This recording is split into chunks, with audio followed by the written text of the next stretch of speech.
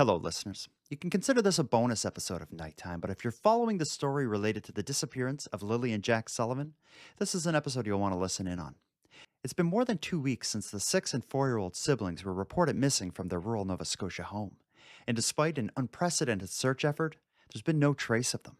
What began as a baffling story of 2 children possibly wandering away has become more troubling with each passing moment. As details emerge, so do many disturbing questions. Questions about the timeline, about the results of the search, and about the circumstances within the family's home.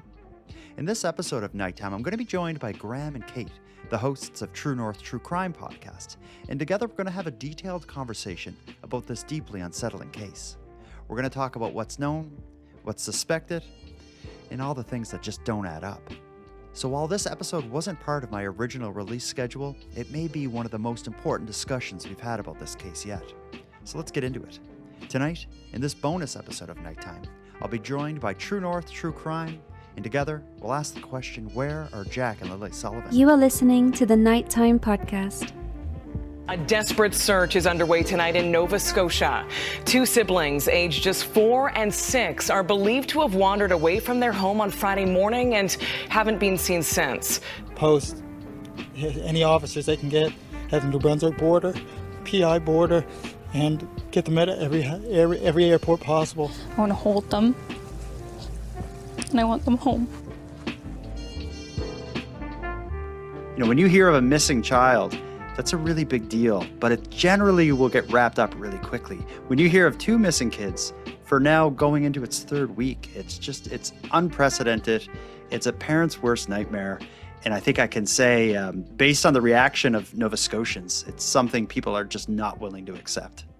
Yeah. I think what is also frustrating about this case is there's not a lot of information known about the family. And so that's kind of led to a lot of online speculation just about everybody involved in the family. What do we know about the parents and the kids? We know very little, and it's important to be able to separate fact from fiction. But in essence, what we know as a fact here is we have a family living in Pictou County, Nova Scotia, which is a rural area. They live in Lansdowne Station, which is kind of like a rural area of a small town. And in the home, it is a stepfather, Daniel Martel, his partner, Malaya Brooks Murray. And Malaya has 2 children from a prior relationship. That is 4-year-old Jack and 6-year-old Lilly. Daniel and Malaya have a 16-month-old baby together. So you have the 5 of them in this house. And to describe the property, they have a large yard. It's a home on a quiet highway. It's not like a subdivision where there's going to be neighbors on each side. Each side of this house is forest. Behind the house is forest. The house itself is pretty run down. It kind of looks like a trailer that's been converted into a home with almost like a makeshift fence around the backyard, as well as there's just a lot of stuff in their yard. It's I would describe it as an unkempt property, and that's important to say just because so much of the search involves these kids getting out and where they may have gone. I should also say that the forest that surrounds their home isn't like a go for a jog on the paths in this woods. It's wilderness. Yeah, it is wilderness. There's a lot of steep hills. We had a massive hurricane here just about a year ago, so there's a lot of downed trees. And where we have so much like spruce and pine trees, when they're knocked down and they dry out, they just create an impenetrable wall of forest. So the area that's being searched for these kids behind this home, it's if you wanted to walk a kilometer into that woods, it would be a hell of a mission that would take you all day. I couldn't imagine a 4-year-old doing it.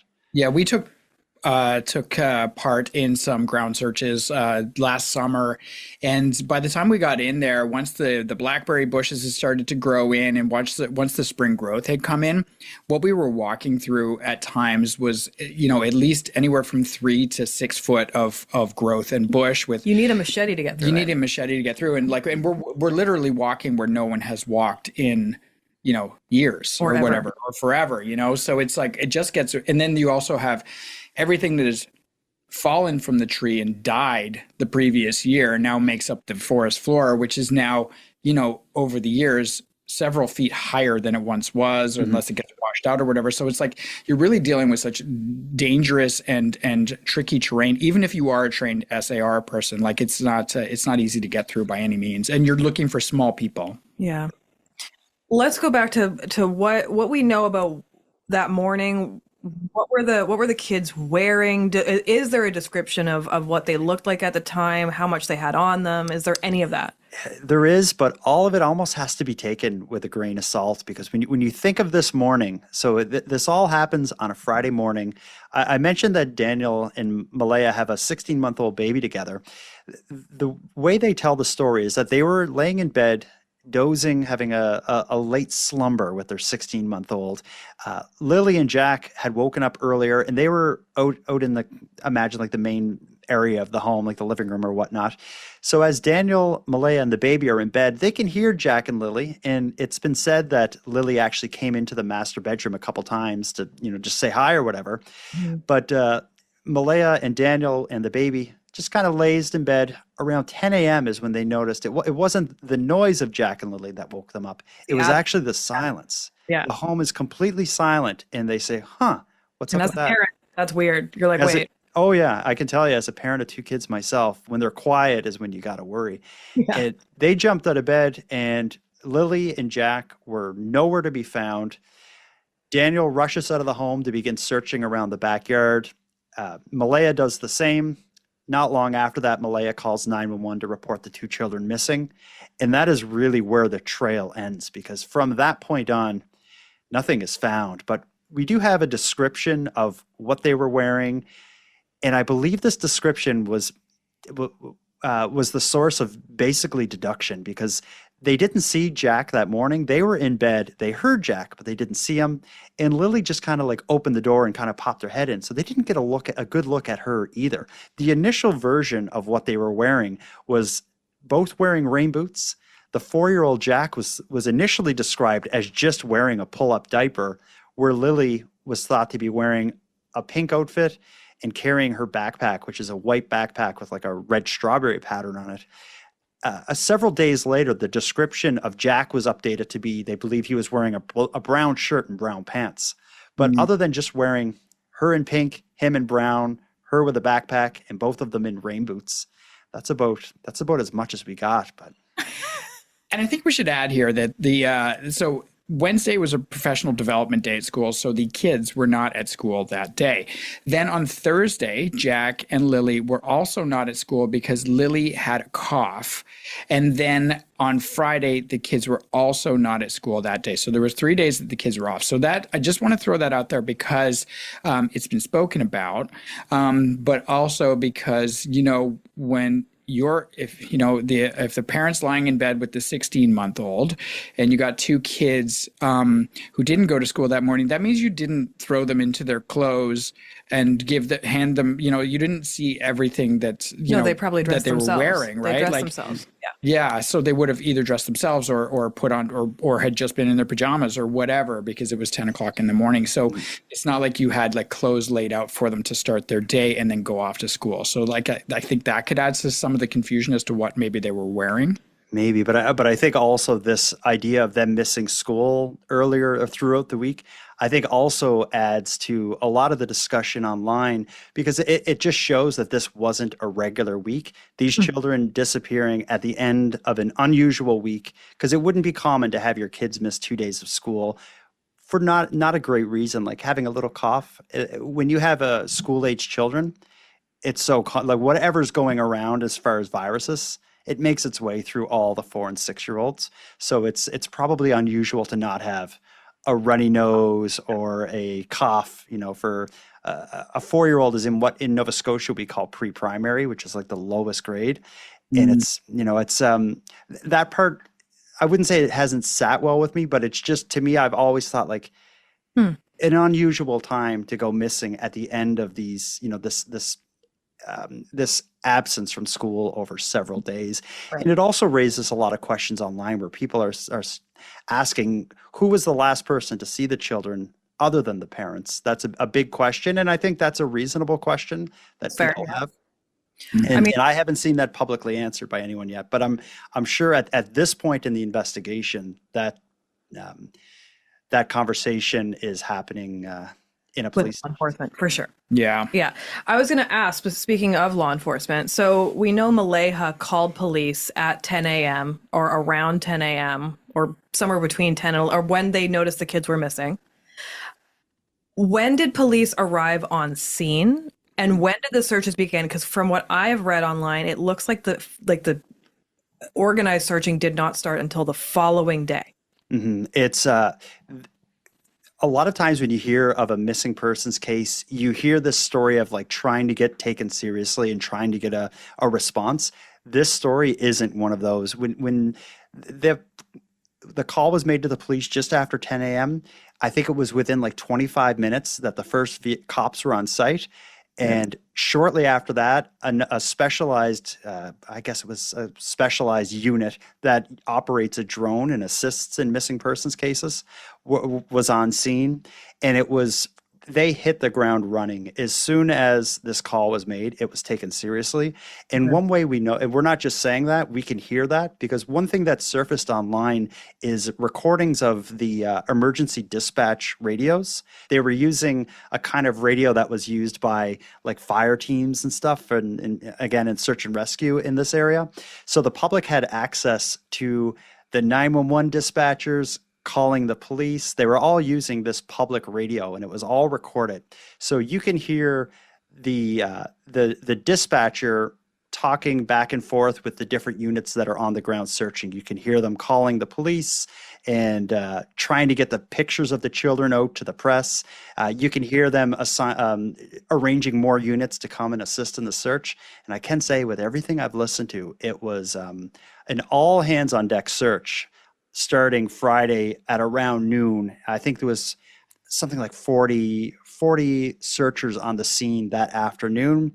And that grew to 100 the next day, I'm assuming. Exactly. Yeah. Like after the first night of those kids being in the woods Friday night, Saturday morning, it was already huge news. And that's when we started seeing teams of upwards of 150 trained volunteer searchers, helicopters, drones, search dogs. And they were also like, and it wasn't just helicopters buzzing around, like looking down in the woods. They were using like high-tech equipment. They were using like heat-sensitive cameras so they could get a sense of where something was in the woods based on its heat signature. And then they would send the team to search that area, you know, but hoping that it'd be the children. I'm sure they're like, in the end, they were probably chasing foxes and deers through this forest, but it's that was the kind of search methodology they used. But as the days and nights stretched on with no news of anyone being found, that's really when the online discourse surrounding this case boiled over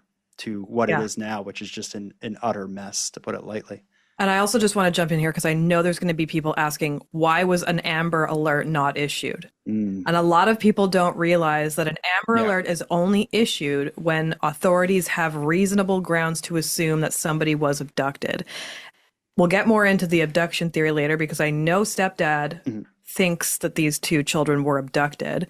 But it seems like police have no hard evidence to go down that line of suspicion Amber yet. Alerts have very certain criteria, and I wish more people would understand this, because I see this all the time. Like, but it's like if they know the individual that the kid is with, or if they have a car, there's like very certain parameters. Then they can issue an Amber Alert. They can't just issue an Amber Alert if it's not like an abduction, if they don't, if they think it's just a missing person or whatever. But, I know, and I almost wish the parameters weren't so tight, because I think but then it's a different thing, right? Like it's not. Or the Amber program was like passed by by a certain like certain reasons that came into play. So if we want to create other alerts, we have to create other Silver Alert and that kind of thing. We have to. Like if everything becomes an Amber Alert, we'll need some new thing for when it's and with an Amber Alert, it needs to be proof of an abduction, but you also need identifying information on the abductor, like a make and a model of a car.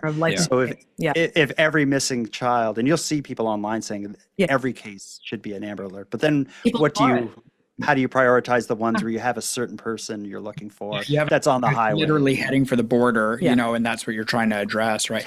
And I do want to hop in here, because like for us, we had in British Columbia, we had Lilly go missing as well in Chilliwack. And so Lilly was, I'm just going to pull it up here. It was on May 1st, 2025, around 4 p.m. 6-year-old Lilly Corsall went missing near her home in Chilliwack, British Columbia. Now, it turns out that she had followed 2 neighborhood dogs into a wooded area, but she didn't return with the dogs. The dogs came back. They didn't bring Lilly back with her. Now, her grandmother noticed that she was absent. She initiated a search despite the extensive efforts by the family. They couldn't find her, so they called RCMP and search and rescue. Now, remarkably, she was found the next day at 3:54 p.m. And here's the thing is, like, I know that people are like, how far can a young person get? How far can a kid get, right? And she had gone 700 meters away from her house, so a kilometer away from her house in thick Pacific Northwest forest and brush. But luckily she was found alive. She was she was very animated and funny when she came out of the forest and stuff like that. So, and she's small too, so I could see a child being scared in the middle of the night in the forest and just crouching down in like beside a tree or something like that and just waiting until the morning or whatever. But again, like, she wasn't found until the afternoon. But it's that was the story when we first heard about Jack and Lilly going missing. I was like, well, isn't that weird? This is going to be the exact same sort of thing. They're going to find these poor kids, Tomorrow. 24 hours later. But it seems that just did not happen despite a very extensive search. A search that went on and on. It was like a full week of searching. And in fact, right now, we're recording this Sunday, the 18th. About a week ago, they scaled back, quote unquote, scaled back or stopped searching. Yeah. But this weekend, they restarted the search. So the team of 150 or so search and rescue people, supported by helicopters and dogs and drones, were searching the forest again this weekend, now over 2 weeks later. And I think that's really surprising. Which is really interesting to me, because it's like, did they get information that led them back out there? Or are they feeling pressure from the media and from the public? Is the public upset? Because I know the public was really, really upset online when they decided to scale it back. Yeah, but it's true. But I don't know if they would let public pressure, if that would motivate them to send 150 people into the woods doing more grid searches. But if it was a tip, let's say that encouraged them to search, again, you wouldn't need all those people. If somebody gave some tip of where something may be, you'd think it'd just be a couple cops that would go out there and check for it, not 150 people doing a grid search. I think it's really surprising. But just one thing about this case that I think makes it different than so many other missing persons or missing children cases is the fact that there's 2 of them. So much of this is unprecedented. If 2 children wander off, or if one child wanders off and they're not found, something happened. They fell in a well. An animal attack or something may have happened. But if there's 2 of them, it makes all of that so much more improbable. If one of the children fell in an old well, let's say, the other one wouldn't jump down there to help them. They would run home and get help. If one of them fell in water, maybe the other one tried to help them and went in there as well. But more than likely, they wouldn't both end up drowning, you would think. But all that said, water is another kind of mystery in this story. Is there is a lot of water in the area where the 2 children went missing, but it's not rivers and running water. It's like lakes, which generally isn't going to hide human remains for long. No. And most of the large bodies of water in this area have been searched by divers at this point. Yeah. And that's how this one differs from, like, many listeners will know the story of Dylan Ehler. This happened 5 years ago. I mean, I think we're at the 5-year anniversary of that case. It was May 6, 2020. 3-year-old Dylan Ehler vanished from his grandmother's backyard in Truro, Nova Scotia. His grandmother, Dorothy Parsons, reported that Dylan was playing outside with the family dog when he disappeared, and despite the immediate search efforts, only his rubber boots were found in a nearby brook, leading authorities to believe that he may have fallen into the water. And that brook was like a pretty high, like, raging river brook that led to a much larger river. Yeah. But the similarities between these 2 stories, Jack and Lilly and Dylan Ehler's, are just unmistakable and quite chilling. Where Dylan disappeared from in Truro is about an hour away from Pictou. So for all intents and purposes, it's pretty similar. Both disappearances, Dylan Ehlers as well as Jack and Lilly's, seem to have occurred in a short period of time during a moment of inattention by their caregiver. In Dylan's case, his grandmother, who was looking after him, said to have turned her back to him to like put the dog on the leash. She turned back and he's gone. Where in Jack and Lily's case, they were just in the other room, and there's various stories of how they got outside, but most likely slid out the patio door seems to be kind of the consensus. Yeah. Jack and Lilly were both said to be going through the process of being tested or diagnosed as being on the autism spectrum, as was Dylan, is my understanding. Oh, interesting. Yeah. And the big difference, though, is Jack and Lilly are 2 kids. Dylan Ehler is 1 kid.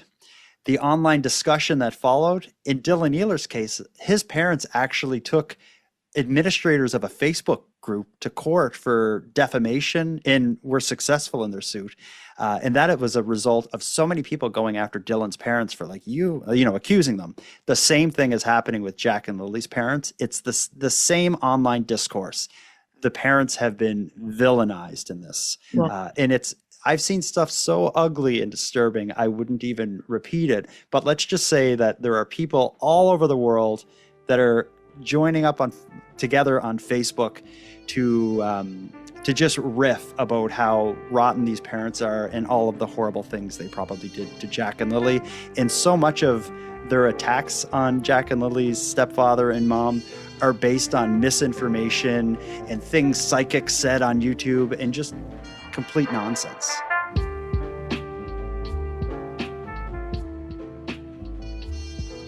After weeks of searching using cutting-edge technology, 150 plus trained search and rescue volunteers, that nothing at all has come back with the exception of one maybe child's boot print deep in the forest. Yeah, so that boot print was found on May 5th, 2025. So that's 2 days after they initially went missing. And it was deep in the woods. And then the day before that was the first time that stepdad spoke to the media. And that's kind of when he says what happened that morning, that Lilly came into the bedroom multiple times. They were playing out in the kitchen. I'm guessing they slid open the backsliding door. It almost like silent to hear it sliding. Yeah, he described the back patio door as being one that when you open it, just for whatever reason, it just glides well. So it's not this loud, clunky thing that would make you from the bedroom be like, oh, the kids are opening the door to go outside. But rather than us talk about what he said, let's hear from him. I have a recording of, this is him speaking to the news for one of the first times, going in detail of what happened. Here's Daniel Martel. We were searching. We covered everywhere possible. Even in the first day we did. Even with me running through the woods, I was ahead of the helicopters and ahead of the drones and stuff like that. Screaming as loud as I can, until my throat hurt. Running through water that was up to my waist. And as soon as I got back, I wasn't allowed back in the woods until a man dressed in military outfit said I could go back into the woods. 4 days into the search for his missing stepkids, Lilly and Jack Sullivan, Daniel Martel is pleading with the public to keep their eyes peeled, but he has begun to lose hope they are anywhere in the vicinity. They hate being wet and cold, so they immediately would have came right back into the house. The only 2 prints are right beside the house facing the road, and then that's it. Martel wants the search to be extended to include provincial borders in case the children were abducted, a reality he says is becoming more and more likely. Post any officers they can get, have them to Brunswick border, PI border, and get them at every airport possible. Martel confirmed that when the 2 children went missing from the home behind me, Lilly was wearing a pink shirt and pink rain boots. She was also carrying a white backpack with strawberries on it. Martel says although he didn't see Jack that morning, he is believed to be wearing a brown shirt, brown pants with a pull-up diaper on underneath, and blue rain boots with dinosaurs on them. He also refuted the claim that the 2 children are nonverbal, saying while they are on the autism spectrum, they are quite trusting and say hi to everyone. According to Martel, his side of the family are currently the only ones at ground zero after Lilly and Jack's mother left the county Saturday. But still, he remains, begging anyone with answers to come forward and bring his children home safe. Anybody who has any information, or you think you've seen something or hear something, or any messages from friends about hearing something, just contact your local police services. Anything, guys, anything. So in hearing that, that's him kind of describing the moments after realizing they weren't missing. But that news clip brings up a really interesting point, is that after the day after the children went missing, that Saturday, something happens that leads to a breakdown of the relationship between Daniel and Malaya, which leads to Malaya leaving with her family and the baby to live in another part of the province. And I don't know if he said it in that news clip, but he's been public with the fact that he hasn't talked to her since, and she actually blocked him on Facebook. So whatever is going on led to a breakdown. We know a little bit about it because Daniel, the stepfather, he spoke to the media pretty much throughout this whole thing. He's been open in giving information to the media about the search efforts and what's going on behind the scenes. But his story to the Globe and Mail was that the Saturday, the first full day of the search after the kids went missing, Malaya's family from another part of the province showed up to, I guess, support them and maybe assist in the search and look after the baby and whatnot.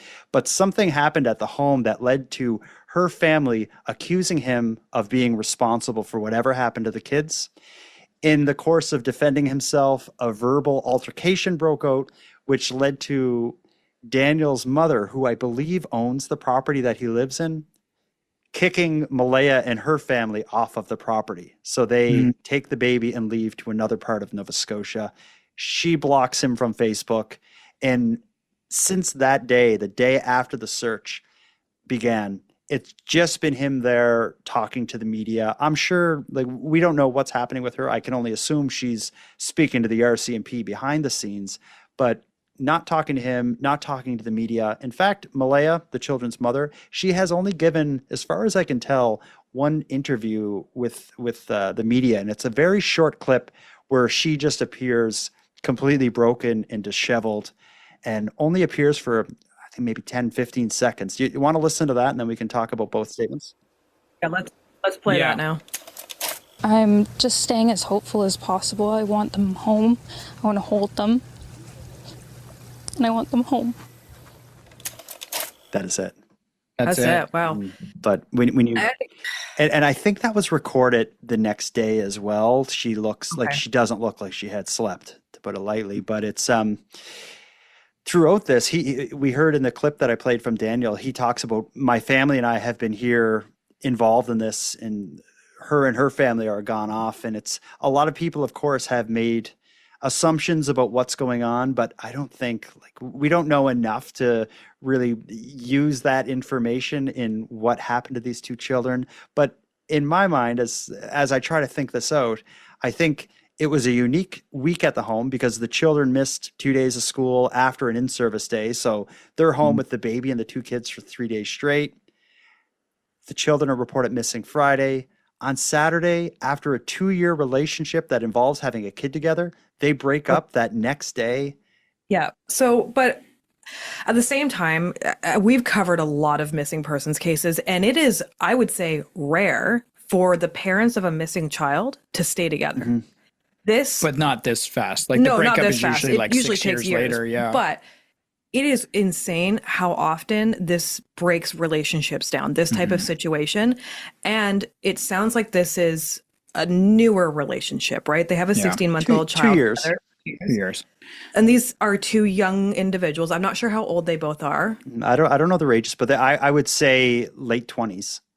Yeah. So, I mean, maybe the altercation at home was just, it was so emotional. There are two people who are grieving. Yeah. They're high emotions. They just needed to get away from each other in that when moment. blame starts getting put around, Right. like, that's kind of tough. Like, I mean, that's like, it's not time for blame. Although, blame probably gets tossed around pretty early. It does, why absolutely. did you do this or that or whatever? Like, I asked you to look at watch the kids while I watched the baby, or whatever happened that morning, right? We don't know. But when you look online or any kind of the discourse around this case, Malaya is being judged heavily for leaving, and just commenters would say things like, if it was my kids, I'd be out there searching.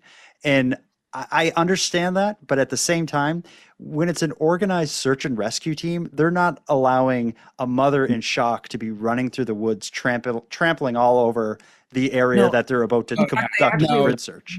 The They way would want her people, gone. the way people talk on Facebook is like, I would do anything for my kids. I'm like, yeah, no, I absolutely agree that you probably would do that.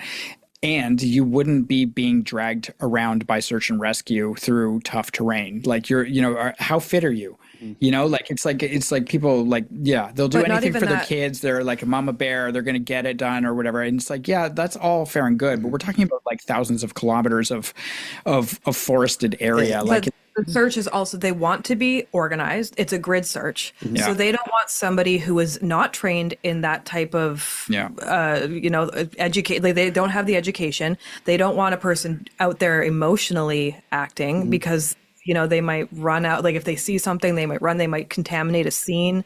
So they actually, a lot of the times, want family or close contacts of those individuals to not sit at partake in the home. search. Yeah, I could imagine the conversation just to be like, Malaya, like, I know you want to help, but we got this and we're going to keep you in the loop every step of the way, but you're not helping us. You won't be able to help us by being out here.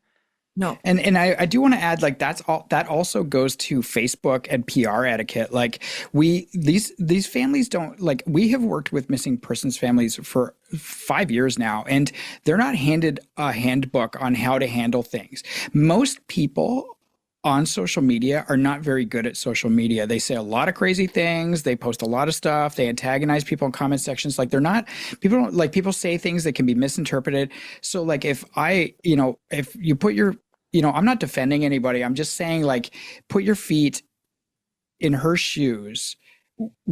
She doesn't owe anybody a big fat statement or anything like that. She is not a social media marketing manager. She's not going to come up with a great PR campaign on how she's going to address this. Like, I know people are demanding statements, but that you're demanding of her is just an invitation to a conversation that she doesn't need to have. Like, she has missing children, and no matter what this turns out to be, that doesn't change. Yeah. Like, Well, and the other Like, thing is like, she can give a statement or he can give more statements. But at the end of the day, people are going to sit there and pick it shred apart. Yeah. No matter what they say, there's always going to Yeah. be something that people are going to latch onto and take or interpret. You know what I mean? So I've seen people use past tense before. We've all seen this where they That happened in this case. Yeah. The stepfather used past tense about what Jack loved to do. Yeah. And so people are like, see, he did it. Yeah, but that's what he means is at the time I'm talking about.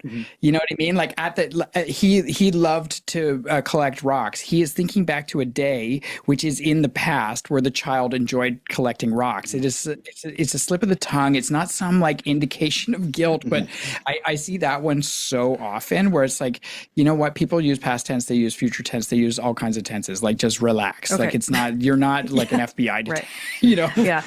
So on May 5th, a boot print was found. And then May 6th, and I understand, I want to say right now, I understand why people have questions in this case. I think until the children are found, people are going to have questions. But May 6th, police take Daniel Martel into the detachment where he's questioned for 4 hours, I believe. And that's according to Daniel Martel. The reason we know about this is he told the Globe and Mail, like, I was in last night, talked for 4 hours.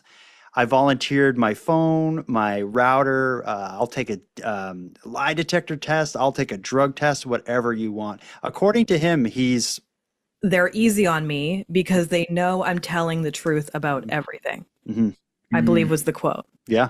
Right? So I don't know if they've given him a polygraph, which I don't even think they'd make public if they did.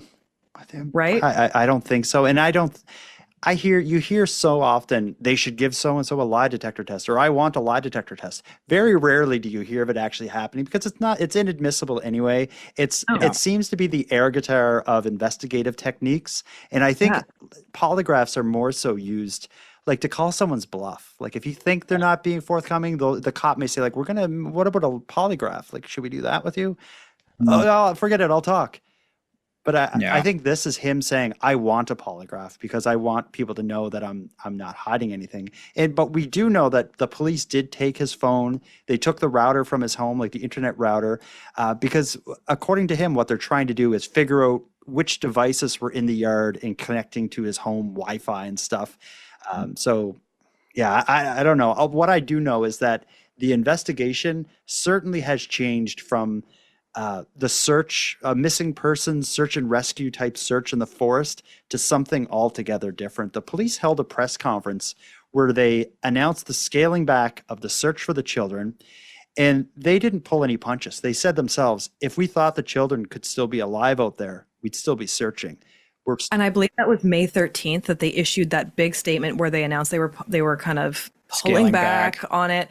But at that same time, they said, that they have received more than 180 tips, which, by the way, is a lot of work for those police officers to go through. Each tip needs to be vetted and needs to be documented, and there needs to be evidence of this. These are the actions that we took as a result of this tip. So like it could be just information only, or or the individual was high risk. They indicated high risk. There's different reasons why they will, but they just have to show the documentation. So when the final file around this is complete, those tips will be included in there and what actions were taken. So those tips they have actually to be very, slow investigators down. In fact, but they're great. We love tips. Yeah, if we you love have tips, information, but- bring them forward. But just know that they create a lot of paperwork for police. Yeah. They have to show their work on all of those tips.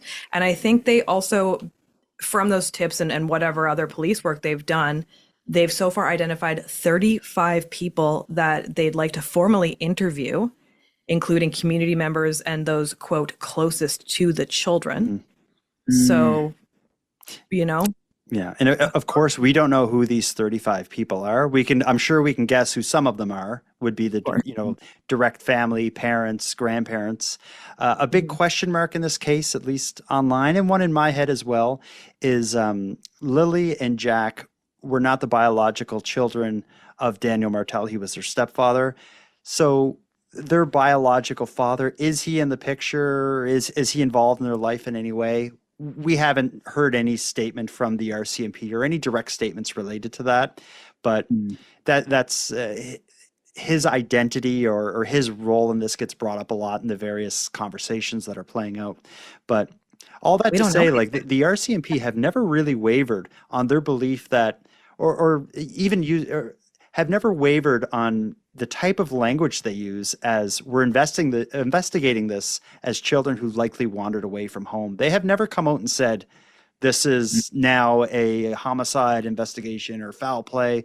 They've always said, I think they did use the word suspicious today. What they said is every missing persons case is suspicious until we decide it isn't.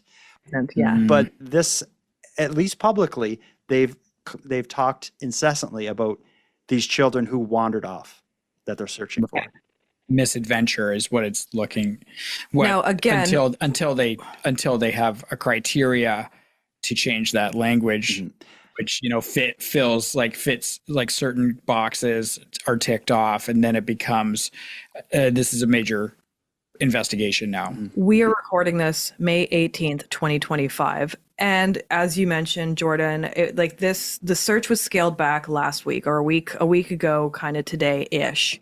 But this weekend, for reasons unknown, they decided to begin the search again, resume it again. It's in the same location. Same location, full-scale search. And that is a complete shock to me. They issued a press release on Friday, the RCMP, a news release, stating that the search will begin anew tomorrow. In the same area, the same kind of 150-ish search and rescue people appearing to do a grid search again in the same area, which is a shock to me. When I heard the search will be beginning again, I assumed there must be some kind of tip. But if new information. There has to be new information. But it doesn't. But if there was, it would be a targeted search based on this new information, not just let's go back where we were before and continue what we called off last week. And it would, the search would even be harder now because every day that passes, it's just becoming spring here in Nova Scotia. So it's going to be a little thicker now than it would have been, a week and a half ago. Yeah. Yeah. And it says, this is from 3 hours ago on CTV News by Paul Hollingsworth. There's a portion in this news article here that says, in addition to suspecting foul play, kidnapping has not been ruled out. So it looks, of course, in any missing persons case, especially when there's two children involved, they're not going to rule anything out until they have located these children, hopefully alive. But at this point, I think a lot of people realize that that's an unlikely outcome. And I mean, that opens the conversation to the theory of were they abducted? And it's, we know that that child abductions or stranger abductions are incredibly rare. Not impossible. Not impossible, rare. Highly unlikely, especially in an area like this. When you have a stranger abduction in Canada, it's generally in a metropolitan area, not rural Nova Scotia. Yeah. At 9:30 in the morning on a Friday. And I really want people to understand, these people don't have neighbors. This is like a trailer in the middle of a forest in a very secluded rural part of Nova Scotia. Yeah, and we have reason, we don't know for sure, but I'm comfortable putting this out there. We have reason to believe that the one highway that this home sits on, that the police have information on every vehicle that passed by the home that morning. The reason I say that is during the, I mentioned earlier how they had the dispatch radio communications from that morning. One of the dispatcher receives a call from a neighbor, like someone who lives further up the road, who volunteered, if you need any information on vehicles that passed that today, I can give you that information. Well, you just got a call from a Justin Smith who lives close by to where you guys are now. He said he can talk to members about any vehicles that passed on Highway 289. If you guys need to get a hold of him, I can always send his number down to you guys if needed. And I thought, how would they know that? But then I thought of, I have a video doorbell, and every time a car goes by, I get a 15-second video of that car. So I wonder if it's something like that. And they thought, maybe this could help the investigation. Or maybe there's cameras on that, quote, quiet highway nearby. I don't know. So that, dear listener, is good information. That is helpful information to the RCMP. Not like the other thing that came in, which was people saying that they were having a wild party 2 nights earlier. And Jordan, you want to talk a little bit about that? Because you've come to the bottom of that. So just so the listeners are aware, there's speculation online that the parents had some party, and Jordan has been able to isolate where that actual information came from. Yeah, it's actually quite disturbing. And it's something that has come up is this idea that the night before the kids went missing, the Thursday night, that there was this wild drug-fueled party at the parents' home that would explain why they were in bed so late. There was all these people coming and going. And this idea of a party just became a part of the conversation. So many theories and speculation and just discussion online were talking about this party as if it was a fact, as if the RCMP released photos of this party happening, like it was that kind of concrete of a thing. But when I dug into it, and I've been following this story from the very beginning, when I dug into it, what it actually is in a major Facebook group that was discussing this case at the time, you could post anonymously. Somebody posted anonymously, and they shared a screenshot of a text conversation that they said they were having with a neighbor who lives near the children who went missing. And if you read the text conversation that they shared anonymously, it basically said, I drove by there a few days ago. I don't know if it was Wednesday or Tuesday or Thursday, but it was around 2 p.m. and there was a whole bunch of cars out front. Maybe they were having a party or something. So hold on. So this was an anonymous poster, red flag number one. Mm-hmm. Yeah. A text conversation between two people who claim to be neighbors, but could actually be just anybody on the internet. They said themselves in the text, they said, I live just 500 meters from there. So I should say there is not a home within 500 meters of there. But no, yeah. Do we even have an address on, what is the road called again? It's on Gerlach Road. Yeah. Do we have an official So just to wrap address? that little piece up. So this individual shares a screenshot of a conversation that they had on Messenger as fact that there was some sort of party, but it turns out the party, quote unquote, is just some cars parked at 2:00 in the afternoon on maybe Wednesday or maybe Thursday. Exactly. So that turns into a Thursday night rager, drug-fueled party, and the kids go missing. Yeah. So it's just like that. And again, I just want to highlight the person who offered their Ring camera footage and said, I can identify cars. Good citizen, good, helpful citizen. The person who said, I may have seen some cars parked there at 2:00 in the afternoon on maybe Wednesday or Thursday, not helpful. If it's even real. It's helpful. If you saw cars there, sure, great. But assuming that means that there was a raging drug-fueled party, not helpful. Well, it just shows how sketchy or completely fake information can get built up on and spun out of control. And so, and where it really gets ugly is I found YouTube videos and TikTok videos where people are talking specifically about this party. YouTube videos where this party was the topic of a 2-hour-long conversation that points the finger at the parents for being involved, that have in videos that have hundreds of thousands of views. So it's just this fake piece of information that is salaciously shared and just becomes a major part of the story. And I think there are a lot of people who want to know what's happening and want to try to understand how these kids went missing. Yeah. And in the absence of information, that void can be filled by these bottom feeders. And there is a lot of that happening in this story. So has this, I may not have noticed this, but has this case, because that doesn't sound like, that sounds like a more, like we all kind of know who's in the true crime space in Canadian podcasting and stuff like that. And we know that some of the crime talkers and stuff like that, but like, has this case hit American YouTube? Is that's a good, yeah, that's exactly what it is. It's this case is gone past people like us who are discussing Canadian crime to people who are discussing international tragedy. Like for example, the channel that I just mentioned that did a video with hundreds of thousands of views specifically about the party and its effect on this case. When I looked at their channel, a lot of what they covered before the videos about Lilly and Jack Sullivan were about the royal family and the Diddy trial. So it's these people who just cover whatever clickbaity stuff they can put out there.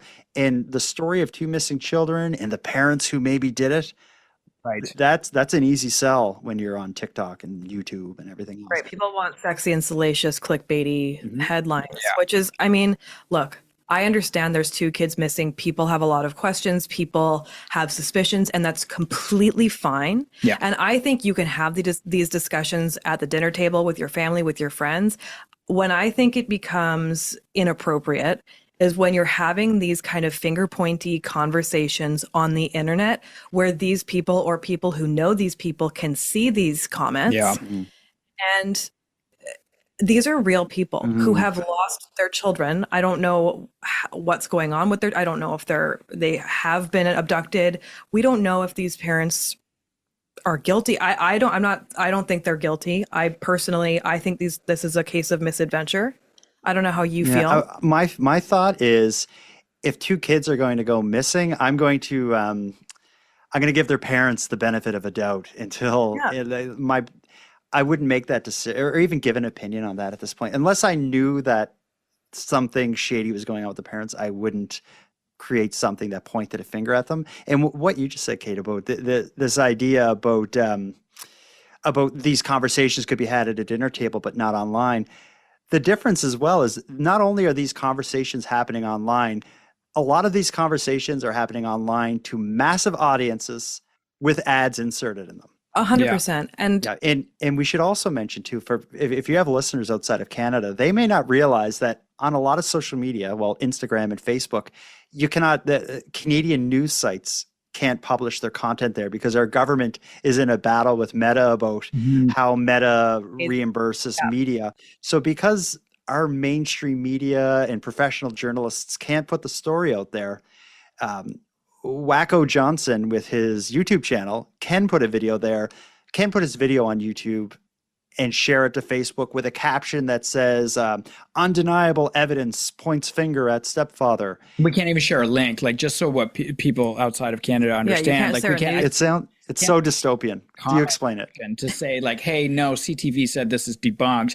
I can't put. I have to screenshot it and put it up, or as a picture, or not I have a link. to copy and paste it. It's crazy. Even sometimes trying to send a link through through a messaging direct message on Instagram doesn't work either. So it's so it's actually creating this vacuum, which is a larger conversation. And because I know there's a person in the audience listening right now, because you just said it's the people who are, talking about this and putting ads in the middle. Yes, there are going to be ads in the middle of this podcast episode, but we're not purposely spreading disinformation for clicks. Yeah.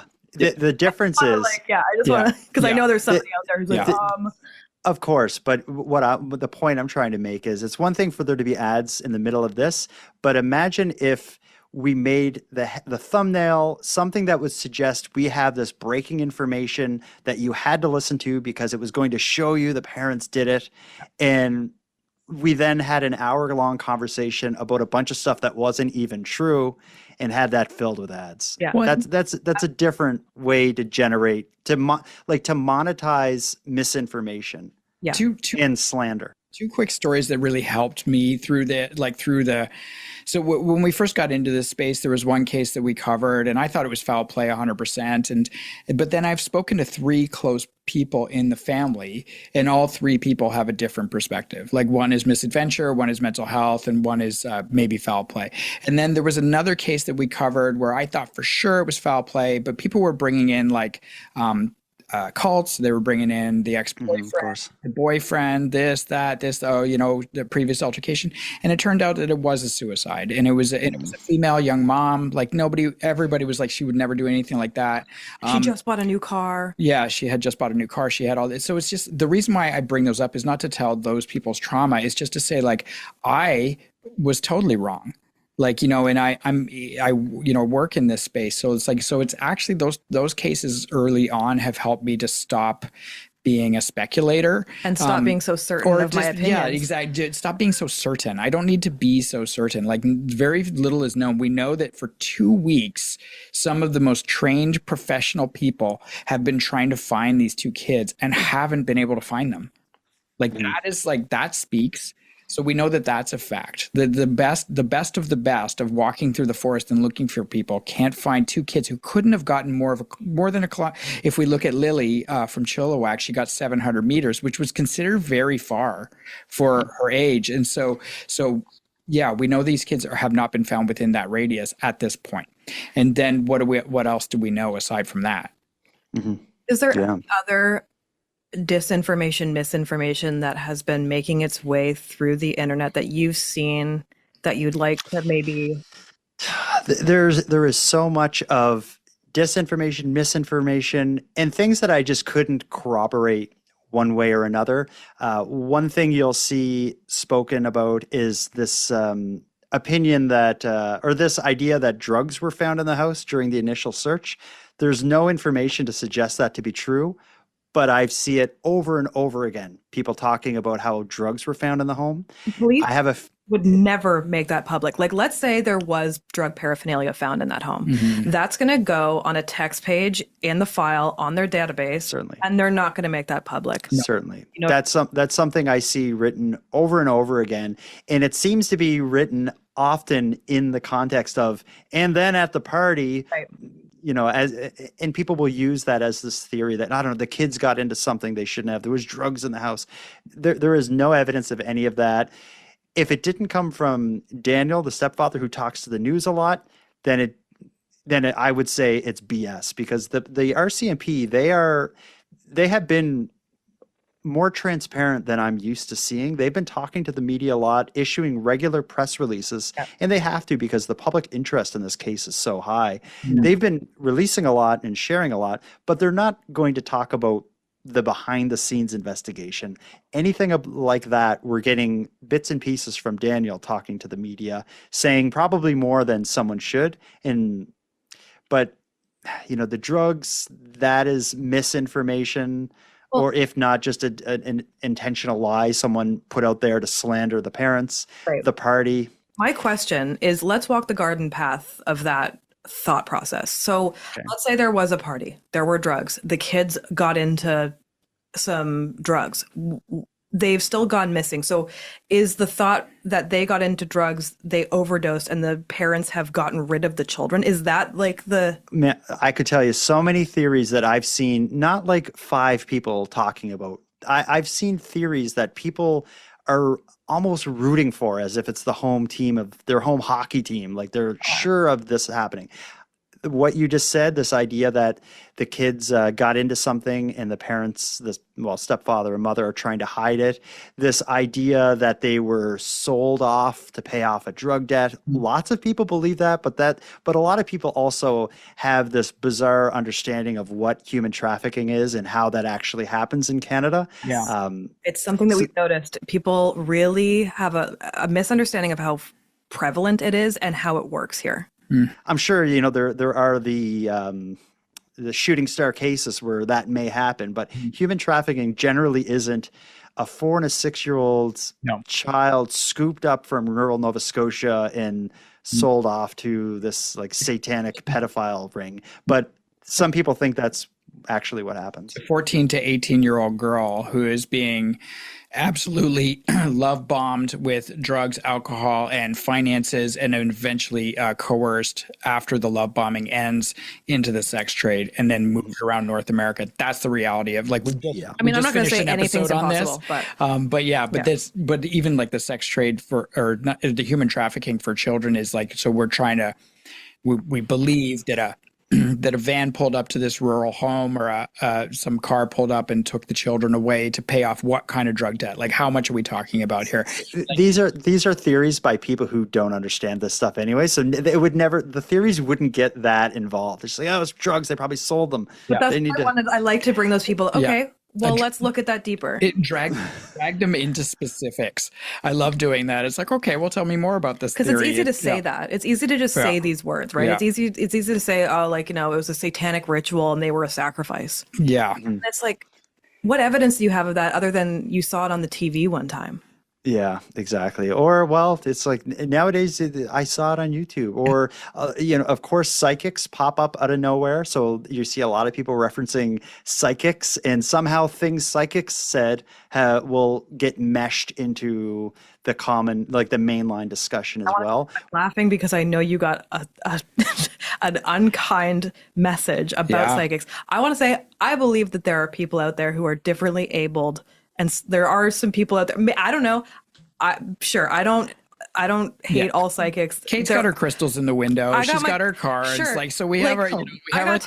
Yeah. I'm not sure about all psychics. I think there are people who take advantage of these types of situations. Yeah.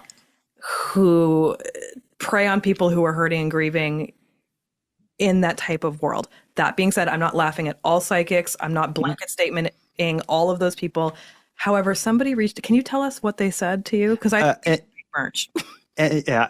And I will tell you, my grandmother was a palm reader. She does tea leaves as well. I'm in that world, but the issue I have is the person who creates a YouTube channel or a TikTok channel, and what they do is just find what the big tragedy is and try to talk to the people involved in it and make these meandering videos where they're saying nonsense. And then equal, or if not worse than that, is the people who then take those videos and send them to the RCMP to be like, have you seen this? Here's the tip. And again, bogs down an investigator who has to deal with that. And they're like, I was going to go and do something useful today, but now I have to spend an hour writing this up in Prime. Yeah.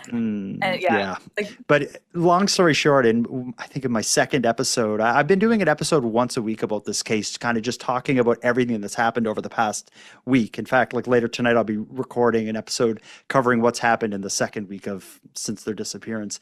But in my prior episode, I guess said things about, I devalued the contribution of some of the psychics on YouTube that are assisting, I'm using air quotes, assisting in this case. And I got an email from a listener, probably ex-listener, saying, why don't you leave the psychics alone, you Nova Scotian POS? And you know what POS is.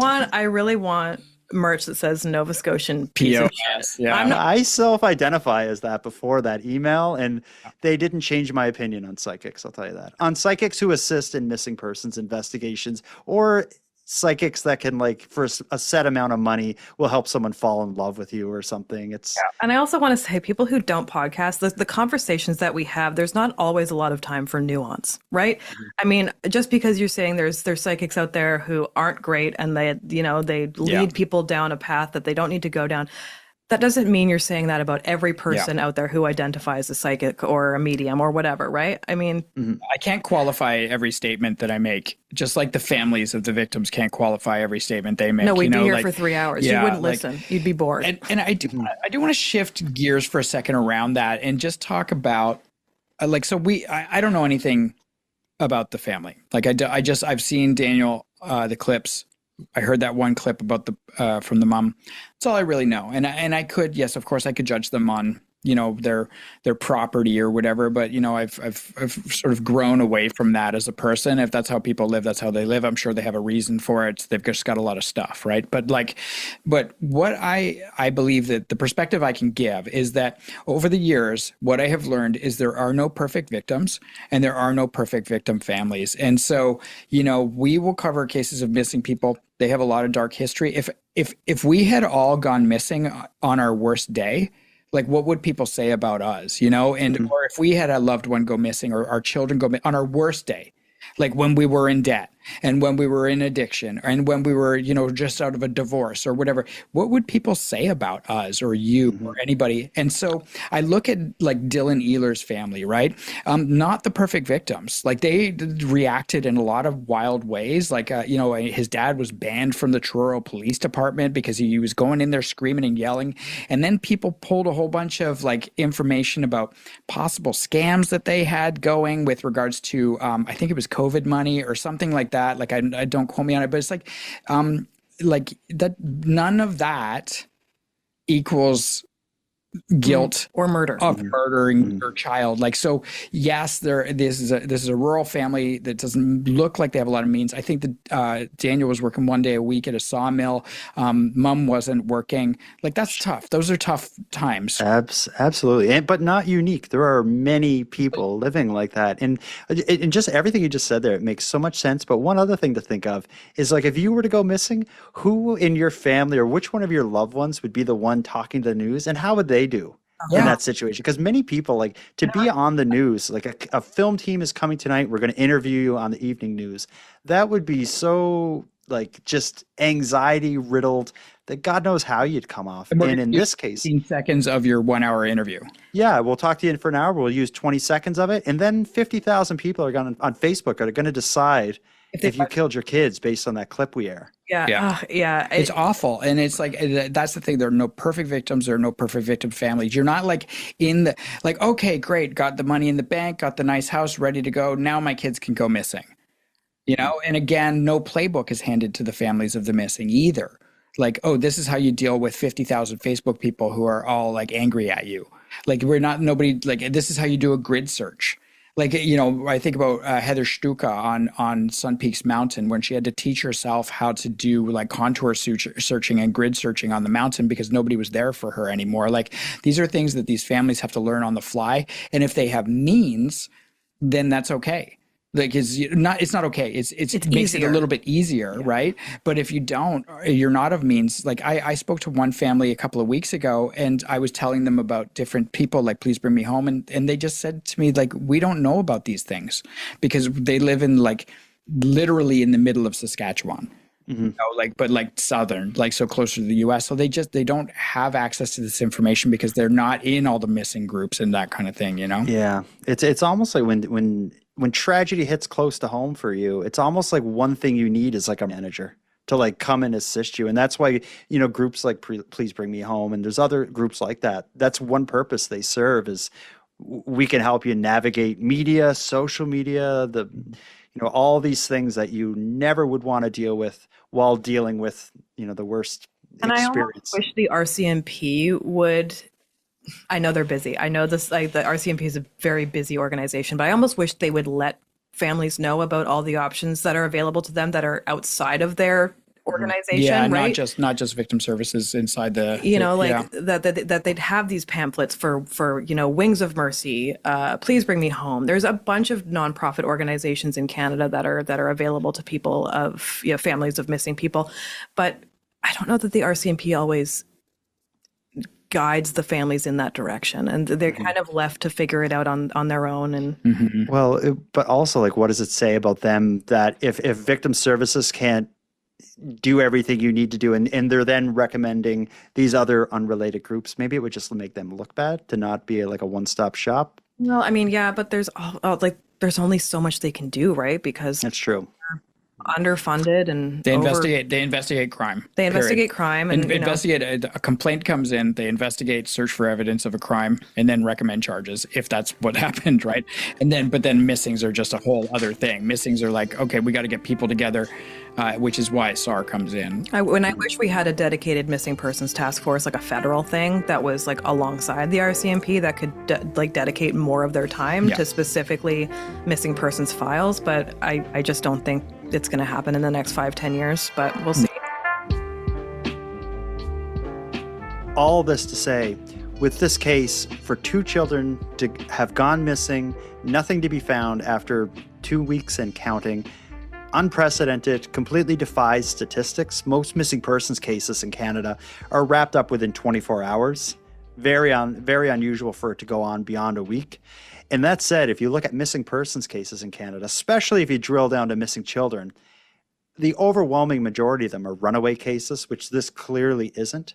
So statistically, this is just an abnormality in every way. And again, the wild card here is that it's 2 kids and not 1 in rural Nova Scotia. Every new update that comes out, I'm waiting to hear something significant.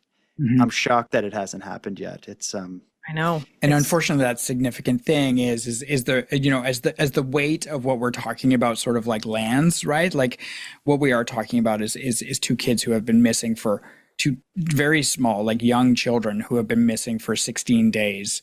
And the end result of this is going to be something that will, impact Canadians when we find out, unless, there's some miracle of survival or some mistake or something like this. It doesn't, unfortunately, look good. No, it looks like they're going to, recover remains likely, but I mean, I don't know what's next. I think the police have just concluded their search efforts on May 18th.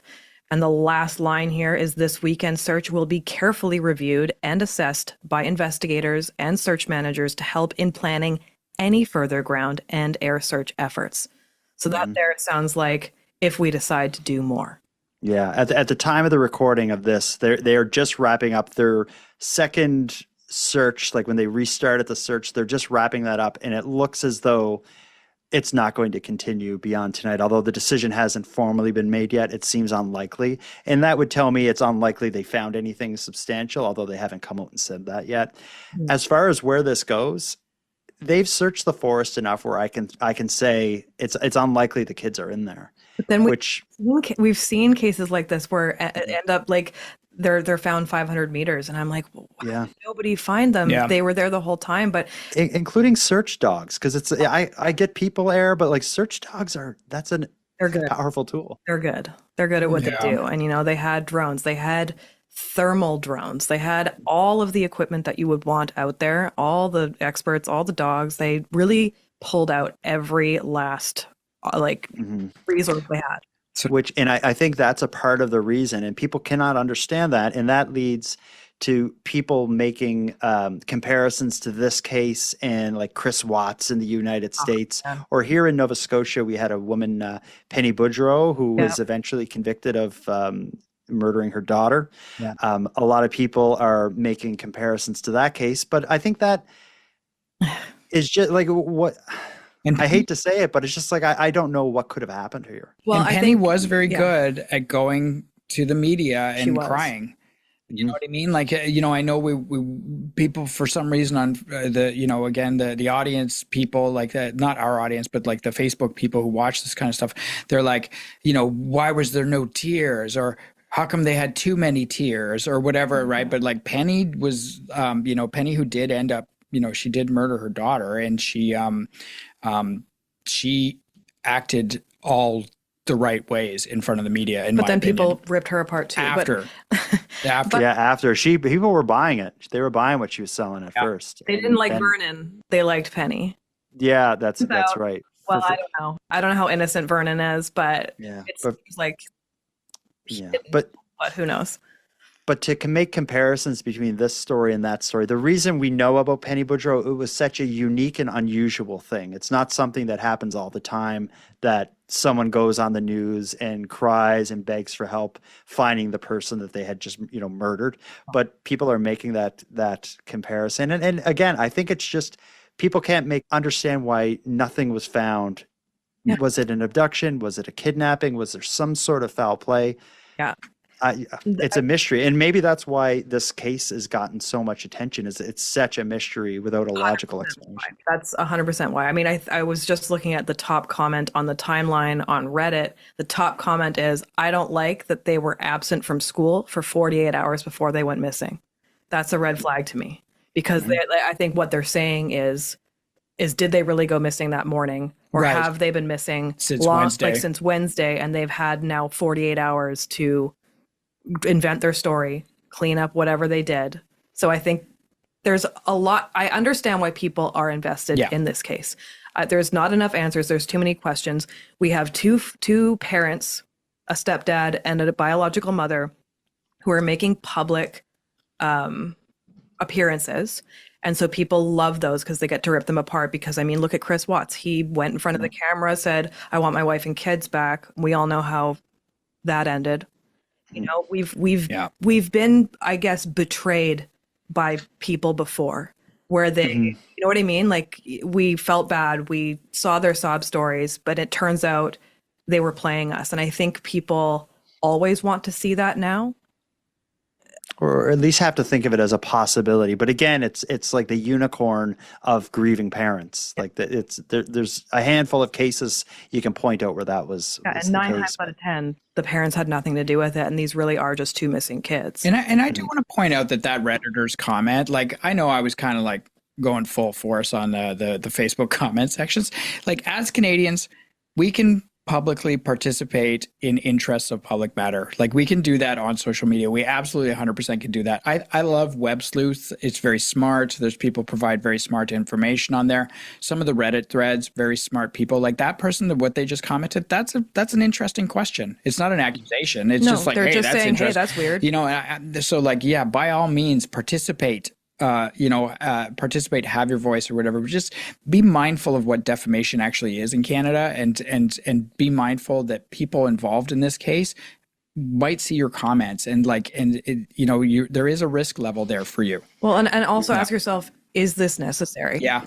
Before you hit enter or send, is this adding to the conversation? Yeah. Do you want to hear about my unpopular idea that would completely change the world and fix the internet? Yes. Yes.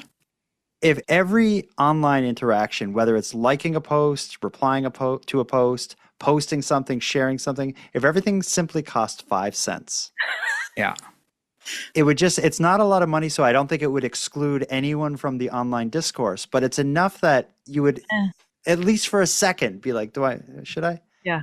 Oh, mine was, it should be delayed for 24 hours. I like that one too. I know that kills the idea of news or whatever. Like, yeah, like if there's some war that broke out that people want instant news on it, or some tragedy or whatever. But I think that like comment sections and those things, they should go through an algorithm filter for 24 hours that decides whether it's useful or not. See, I think my 5 cent idea would work. But I think the best thing is we get rid of comment sections altogether. Yeah, well, no discourse for you.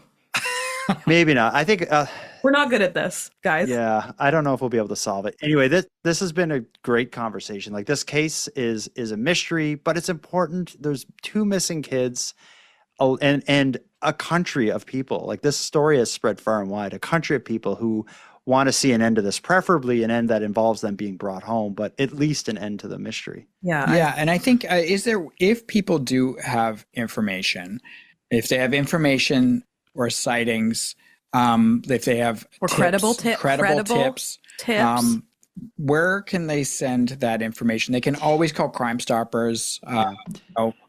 Simply the Nova Scotia RCMP, or any you call your local RCMP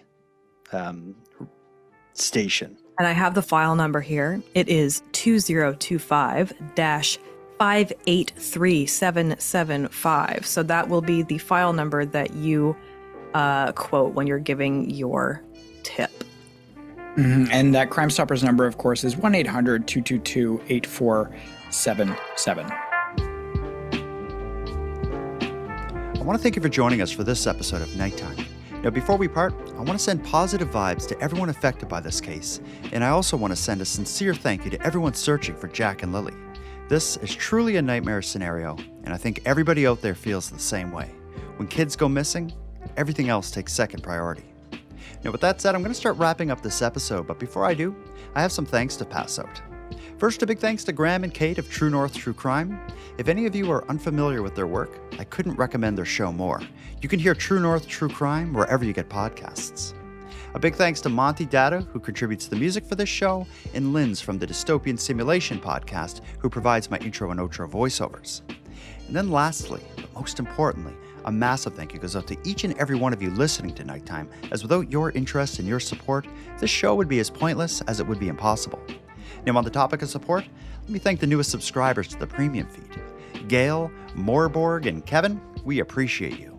And for anyone else who'd like to support the show, you can do it in a variety of ways. First of all, a premium feed subscription costs just a couple bucks a month, and that money will fund the creation of new episodes. But the premium feed will also give you those episodes 2 days early, give them to you ad-free, and give you access to a back catalog of episodes. If that sounds like something you're interested in, you can go premium at nighttimepodcast.com/subscribe. And even if you don't want to go premium, you can still support the show by sharing this episode with all your like-minded friends and letting them know why they should listen. Your support is very much appreciated. And until next time, take care of each other, hug your loved ones tight, and let me know if you see anything weird. The Nighttime Podcast is written, hosted, and produced by Jordan Bonaparte.